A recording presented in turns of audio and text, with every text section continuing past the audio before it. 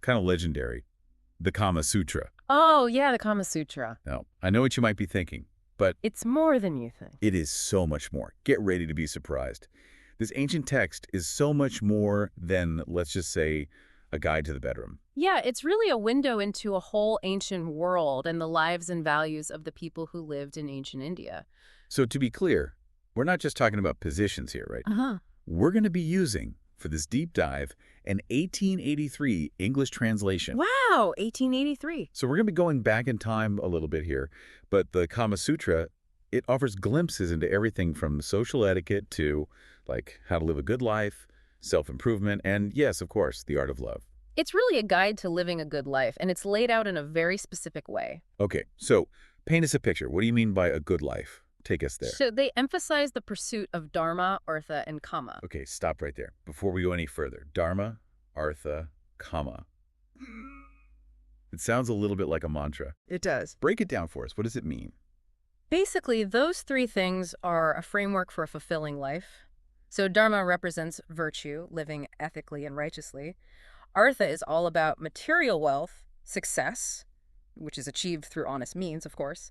And then you have Kama, which kind of covers all the things like pleasure, desire, and enjoyment. So it's not just about indulging in pleasure. It's about this balance Right. between living virtuously, achieving your goals, and enjoying life. You know, all the good stuff. The sensual pleasures of life. Yeah. And I mean, honestly, that's a pretty modern concept if you think about it. It really is. And they go even deeper, too. Okay. Because to achieve this balance of Dharma, Artha, and Kama, they actually lay out 64 arts that a well-rounded individual should master. 64 arts. I know. That's a lot of arts. Okay, so some of these I imagine must be pretty straightforward, like, I don't know, knowing how to value precious stones or understanding politics. Yeah, those are definitely in there. I mean, these sound like essential skills if you're trying to, climb that social ladder in ancient India, even probably today. Oh, absolutely. But then I'm guessing there are some arts in there that are a little bit more unexpected. Oh, yeah, for sure. Okay, Yeah. lay it on us. Yeah. Which ones stood out to you?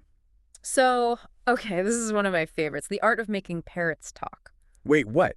You have to learn how to make parrots talk. Yes. I mean, imagine having a parrot that can, like, recite poetry. Oh, yeah. All your guests are, like, drinking wine That's amazing. in a bower of creepers. Right, This is oddly charming. right. Okay, keep going. What else is there? So another art, and another one of these arts is mastering scenic representations, which is basically like ancient theater. Okay. A blend of acting, music, storytelling. So not just a pretty face, Yeah. but also multi-talented. Exactly, the complete package. Okay. But it doesn't stop there. Oh, no. The Kama Sutra also talks about cockfighting, quail fighting, and even ram fighting, all considered essential art. Wait, hold on.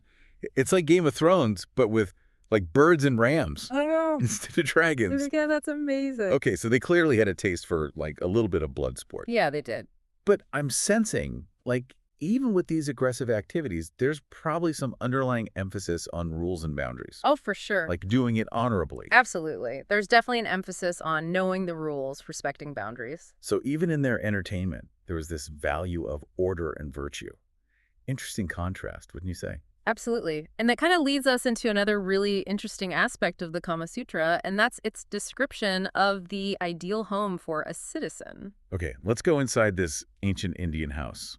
What's it like? So they describe separate inner rooms for women and outer rooms for, like, entertaining guests. So men and women, separate spheres. It makes you wonder about, like, the dynamics between genders back then. Yeah. I mean, were women truly confined to those inner rooms, or is there more to this story? Yeah, it's a good question. And it's something historians still kind of debate. Okay. But we definitely know the Kama Sutra provides a little glimpse into that world. Okay, so speaking of glimpses into that world, the Kama Sutra, it also paints a picture of a citizen who is quite the social butterfly, Oh, yeah. going to festivals, gatherings, and wait for it, drinking parties.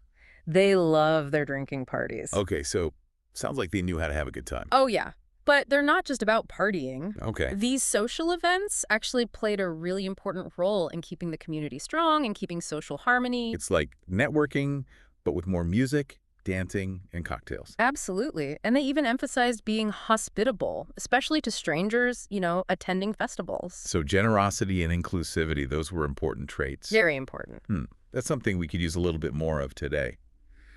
But, not all social interactions were created equal, at least according to the Kama Sutra. Oh, no, definitely not. And when it comes to relationships, well, the Kama Sutra gets into some territory that might raise a few eyebrows today. It does. Like it categorizes women suitable for Congress using these, terms that we don't use today, like maids, women twice married, or public women. Right. So clearly a very different time, very different set of social norms. Absolutely. It's really important, I think, to approach the section with sensitivity. Oh, yeah. And an understanding of the historical context. Yeah. And we need to remember that these categories really don't align with our modern values today when it comes to relationships and consent. Yeah, it's a stark reminder of how much societal views have evolved over time For sure. and how important it is to view these historical texts, with a critical eye. Absolutely. But even with some of these outdated views, I think what we get from the Kama Sutra is a fascinating peek into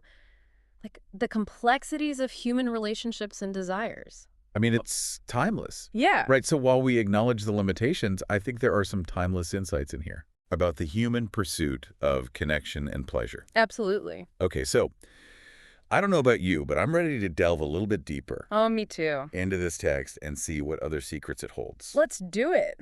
Welcome back to our deep dive into the Kama Sutra. We've been on quite the journey Haven't we? exploring this ancient text, as a guide to living that good life. Dharma, Artha, Kama. Absolutely.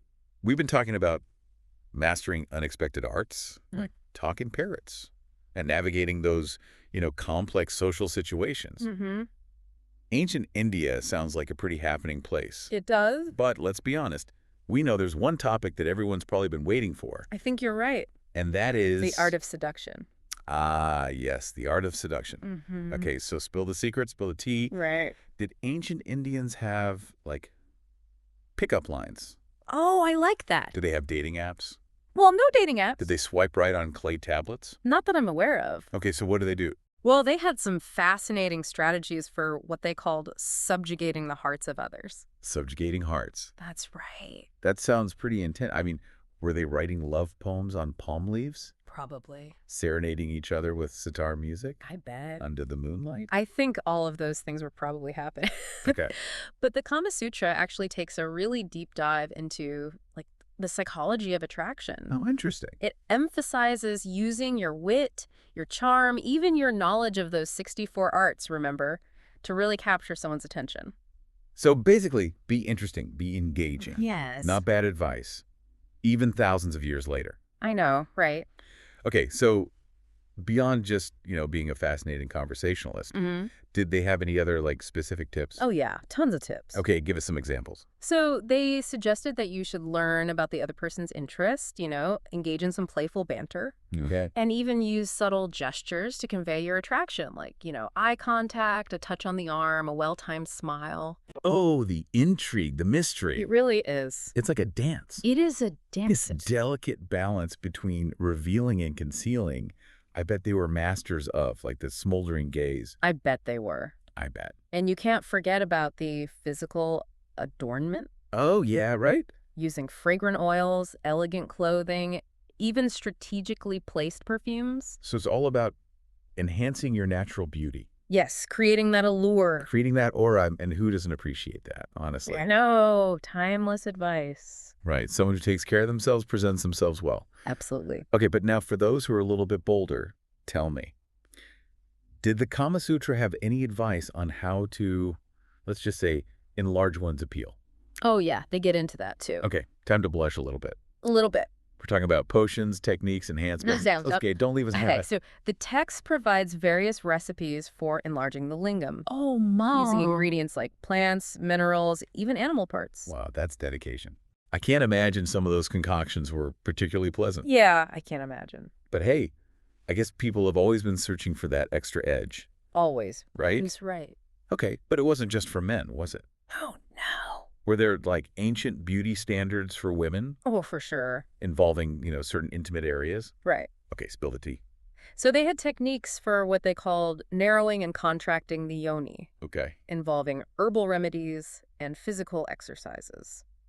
So it's really interesting, isn't it, how cultural ideas about beauty and attractiveness, how those have evolved over time. Really interesting. But I'm sensing a theme here. It wasn't just about outward appearances. No. It was also about, well, we'll just say intimate futures. Yeah, Okay, so now let's shift gears a little bit here because there's a section in the Kama Sutra that often, I think, surprises people, it does. and it's the portrayal of courtesans. So tell me more about their role in ancient Indian society, because I think this is one where people have a lot of misconceptions. Yeah, I think you're right. Lay it on us. Okay, so instead of portraying courtesans as just objects of pleasure, which you might expect, Right. the Kama Sutra offers a much more nuanced view of their lives. Okay. They were actually considered skilled professionals, Okay. well versed in the arts of seduction, conversation, even business. Wait, so they were like the entrepreneurs of their time? Kind of? Tell me they had like their own chariots Maybe not and chariots, silk robes. probably silk robes, Okay. but they definitely had a lot of influence. They enjoyed a level of independence that most women at the time didn't have. Okay. They were expected to be intelligent, witty, charming. So more than just a pretty face. Exactly. Capable of captivating men with both their beauty and their minds. Okay, so they're savvy, they're independent, they're making their own way in the world. Yes, Now, the text does acknowledge, of course, the financial aspect of their profession. it does. But I'm also sensing here that they delve into some of the complexities of their relationships with their lovers. Oh, absolutely. Like, was there the possibility of genuine connection even in these types of arrangements? For sure, they recognize that even in a transactional relationship, there was still potential for real feelings and affection. Okay, so it's not just black and white, it's nuanced. Very nuanced. And let's not forget, the Kama Sutra wasn't just written for men, right? No, not at all. It contained advice for women as well, including courtesans, right? Absolutely. On how to manage their finances, secure their future, and even how to, choose lovers wisely. So that's really empowering. It It is. shows that women, even back then, had agency and, were strategic in their relationships. For sure. So while we might not agree with every aspect of the Kama Sutra's view of courtesans, it definitely presents a much more complex Yeah, and multifaceted picture it does. than we might expect. Absolutely. So it's a good reminder, I think, that history is full of surprises, Mm-hmm. and looking at the past through a modern lens can sometimes reveal these, hidden layers of complexity. For sure. Okay, so speaking of relationships, the Kama Sutra doesn't just focus on, the traditional husband and wife dynamic. No, it doesn't. It explores all the different ways people can connect with each other. Mm-hmm. So now we're getting into the juicy stuff. I think so. Okay, so what other kinds of relationships were happening in ancient India? So they acknowledge that people might be looking for companionship, Okay. pleasure, or even support to achieve a specific goal. And these relationships might not fit into those traditional categories. So they were open to different forms of connection and intimacy. Were they ahead of their time in that way?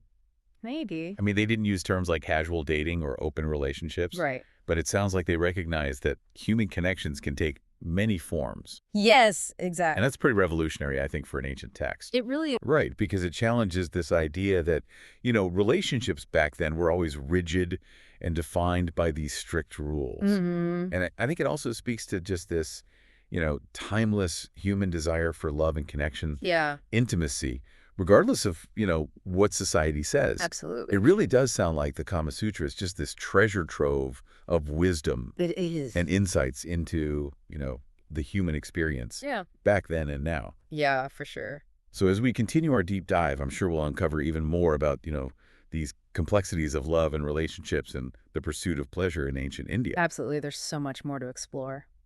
Welcome back to the deep dive.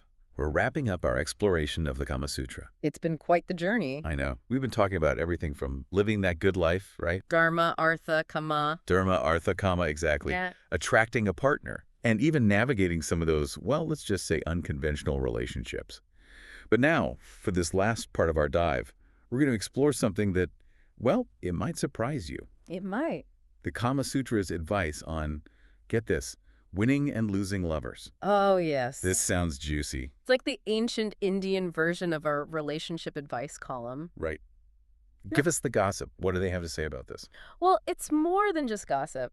The Kama Sutra really doesn't shy away from the realities of love and heartbreak.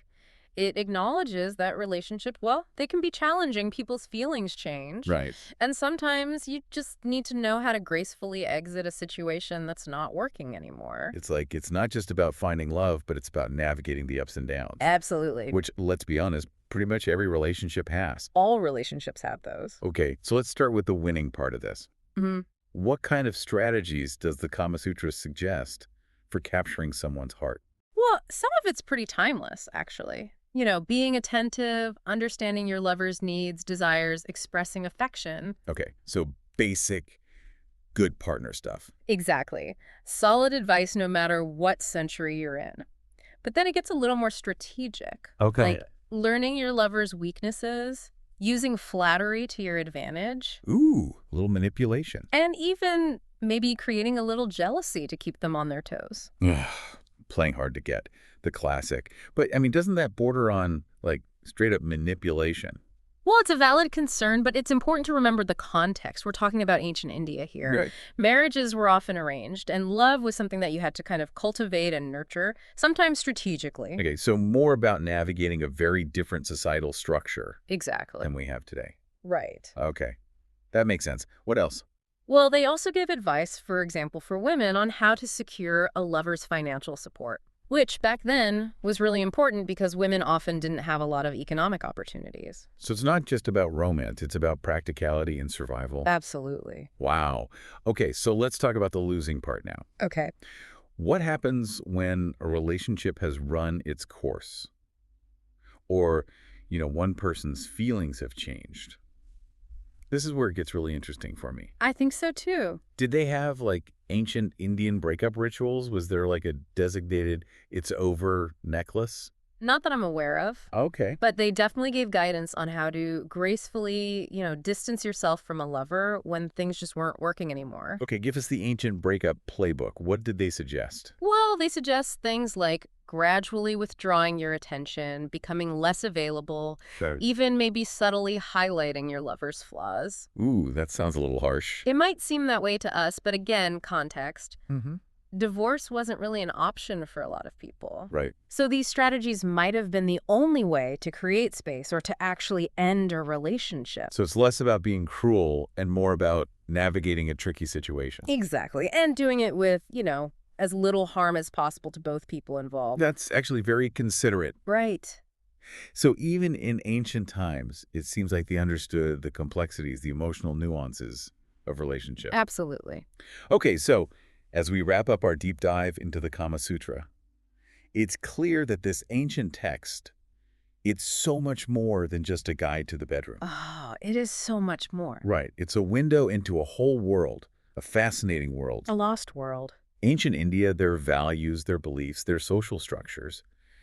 And, sure, some aspects might seem outdated to us. Some might even seem shocking Yeah. to a modern audience. But I think it's important to approach it with, an open mind, a sense of curiosity, For sure. and a recognition that, human nature, it hasn't really changed that much. No, it hasn't. We're still driven by a lot of the same desires and needs as our ancestors were thousands of years ago. Absolutely. The Kama Sutra, it reminds us that the human experience, with all its complexities, all its beauty, all its messiness, it's always been a source of fascination That exploration. and exploration. And as we navigate our own modern relationships, I think maybe there are some little nuggets of wisdom we can take away from this ancient text. I think so. Be present, be attentive, be strategic when needed, but above all, be true to yourself. Well said. So that brings our deep dive into the Kama Sutra to a close. We hope you've enjoyed this journey with us through the intricacies of love, life, and pleasure in ancient India. It's been a pleasure. And remember, the Kama Sutra's legacy, it lies not just in, let's just say, the more explicit content. It's about the exploration of these timeless human desires, for connection, fulfillment, a life well lived. And that's something that's relevant to everyone. It is, absolutely. So until next time, keep exploring, keep learning, and keep the conversation going.